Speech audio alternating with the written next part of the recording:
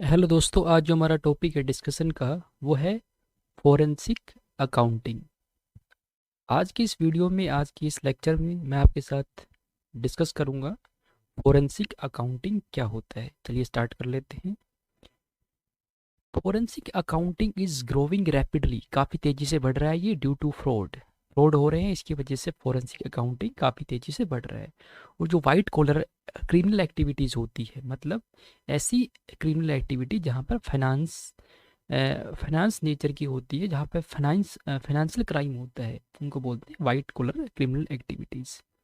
तो first time अगर मैं बात करूँ, सबसे पहले जो फोरेंसिक अकाउंटिंग थी वो यूज़ की गई थी 1946 के अंदर। किसने की थी? मॉरिस ई पेलोब्लेट, ये एक पार्टनर थे। न्यूयॉर्क के अंदर एक अकाउंटिंग फर्म थी। उसके बाद 1953 के अंदर मैक्स लोरी ने स्ट्रेस किया फोरेंसिक अकाउंटिंग की नीड पे, कि इसकी आवश्यकता है फोरेंसिक अकाउंटिंग की। Literature and training. नावेडेज इन दिनों में आप देख रहे हैं कि साइबर क्राइम्स जो है वो काफ़ी तेज़ी से बढ़ रहे हैं, इसलिए there is much need of forensic accounting. इस वजह से फोरेंसिक अकाउंटिंग की बहुत ज़्यादा ही आवश्यकता है।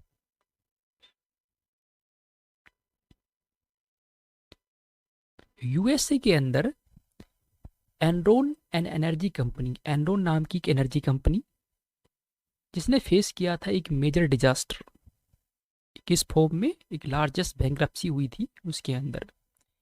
इसके अलावा इंडिया में आपने सुना होगा सत्यम स्कैम, सत्यम घोटाला, इंडिया का सबसे बड़ा कॉर्पोरेट सेक्टर के अंदर बड़ा घोटाला, जिसने एक बड़ा क्वेश्चन मार्क कर दिया on the creditability and authenticity on the certified auditors, यानी ऑडिटर्स के ऊपर उन्होंने सवाल उठा दिया सत्यम घोटाले ने।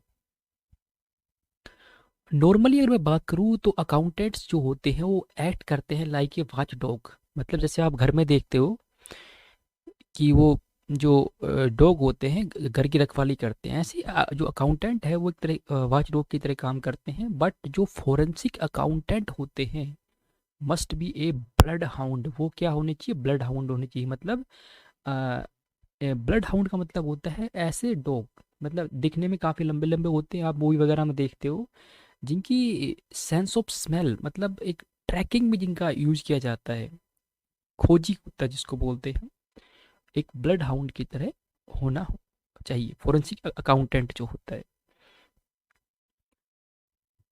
उसके बाद according to George A Manning ने फोरेंसिक अकाउंटिंग को डिफाइन किया। उन्होंने बोला कि फोरेंसिक अकाउंटिंग क्या है? Forensic accounting is the science, science है ऑफ गैदरिंग, मतलब इकट्ठा करना, and presenting the financial information.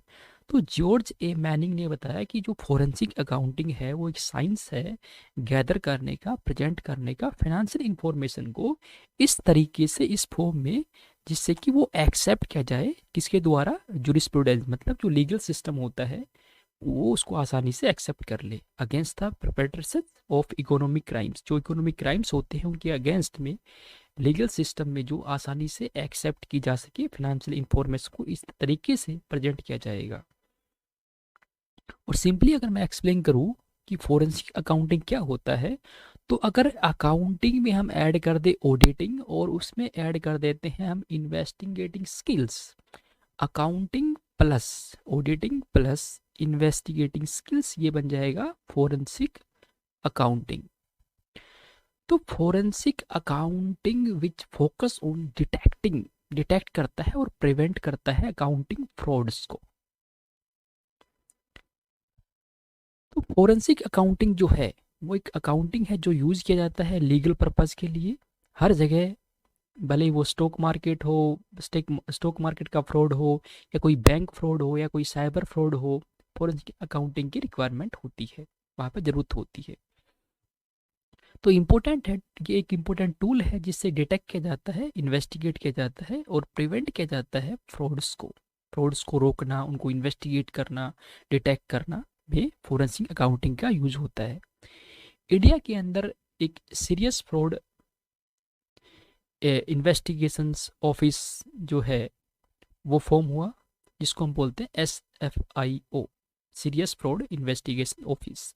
ये आता है मिनिस्ट्री ऑफ कॉर्पोरेट अफेयर्स के तहत, जिसको जो कि एक तरह से गवर्नमेंट ऑफ इंडिया का फर्स्ट स्टेप था। जो SFIO होता है ये एक मल्टी डिसिप्लिनरी ऑर्गेनाइजेशन है जिसके अंदर बहुत सारे एक्सपर्ट होते हैं। वो एक्सपर्ट जो है वो फाइनेंशियल सेक्टर से होते हैं, कल्चरल मार्केट से होते हैं, अकाउंटेंसी फील्ड के होते हैं, फोरेंसिक ऑडिट से होते हैं, taxation law, IT, information technology, customers investigations. तो ये था अब एक बेसिक मीनिंग फोरेंसिक अकाउंटिंग का। लेक्चर अच्छा लगा हो तो लाइक करना, शेयर करना, कमेंट करना। और इसके नेक्स्ट पार्ट में हम पढ़ेंगे कि जो फोरेंसिक अकाउंटिंग है उसके अंदर टाइप्स ऑफ